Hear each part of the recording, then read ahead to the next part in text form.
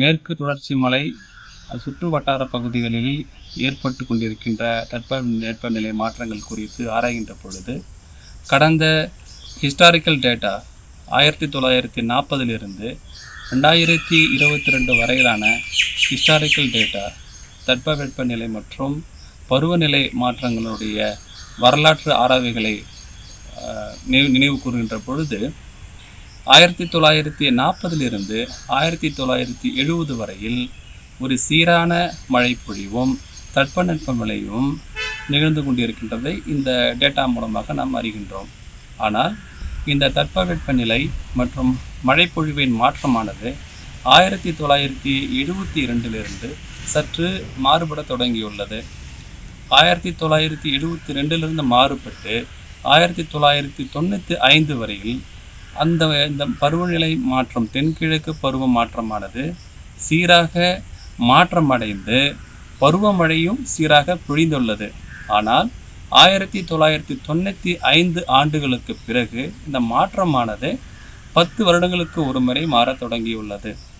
மேலும் 2015 ஆண்டுகளுக்கு பிறகு இந்த பருவநிலை மாற்றம் வெப்பநிலை மாற்றமானது ஒவ்வொரு 5 வருடங்களுக்கு ஒரு முறை மாற்றம் அடைந்து மிக ரீசெண்டாக 2019 ஒவ்வொரு ஆண்டும் இந்த பருவநிலை மாற்றம் மற்றும் தென்மேற்கு பருவ காற்று வீசும் விதம் பருவமழை மாற தொடங்கியுள்ளது.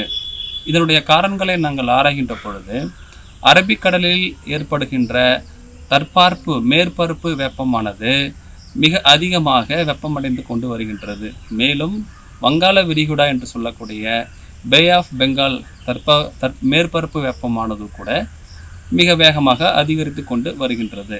இதனால் எல்லினோ என்ற ஒரு புவி சுழற்சி நீர் ஓட்டமானது புவியின் தென்பகுதியிலிருந்து அடர்த்தியான வெப்பக்காற்று மற்றும் அடர்த்தியான வெப்ப நீராவியானது கடலில் சுழற்சி வழியாக அரபிக்கடலில் வந்து சேருகின்றது.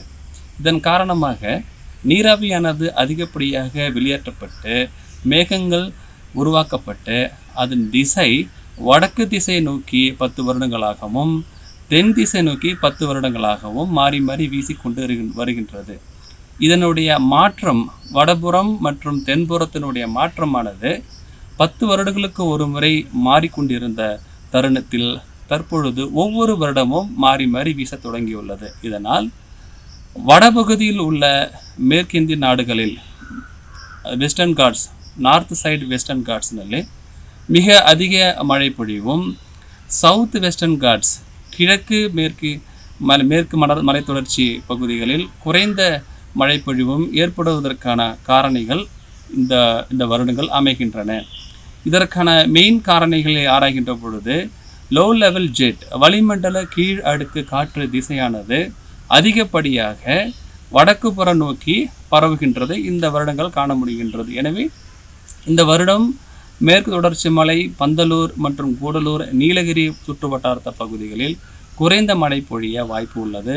பட் இந்த காற்று திசை விதமானது வடக்கு புறம் நோக்கி நகர்வதால் மேற்கு தொடர்ச்சி மலை வடக்கு பக்கமாக அமைந்துள்ள கர்நாடகா வெஸ்டர்ன் காட்ஸ் பகுதிகளிலும் மற்றும் குஜராத் பகுதிகளிலும் அதிக மழை பொழிய வாய்ப்புகள் மிக பிரகாசமாக உள்ளது. மேலும் இந்த நீலகிரி மாவட்டத்தில் விளையக்கூடிய அதிக உயரமான மரங்கள் நேச்சுரல் ஃபாரஸ்ட் கவர் அந்த மரங்கள் ஒரு விதமான பயோஜெனிக் காம்பவுண்ட்ஸை வெளிப்படுத்துகின்றது. இந்த மரங்கள் பூமியினுடைய ஈரப்பதத்தை உணர்ந்து அதற்கு ஏற்றாற்போல் இந்த பயோஜெனிக் காம்பவுண்ட்ஸை வெளிப்படுத்தி மழைப்பொழிவை ஏற்படுத்துகின்றது.